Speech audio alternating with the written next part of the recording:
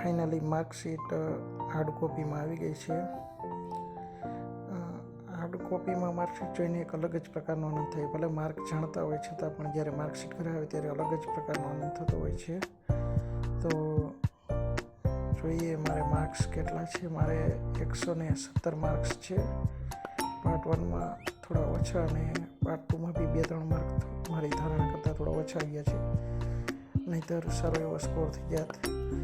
પણ હવે જે છે તે છે અને જોઈએ હવે આપણે કઈ રીતની માર્કની સિસ્ટમની ગણતરી થાય છે ભરતી વખતે.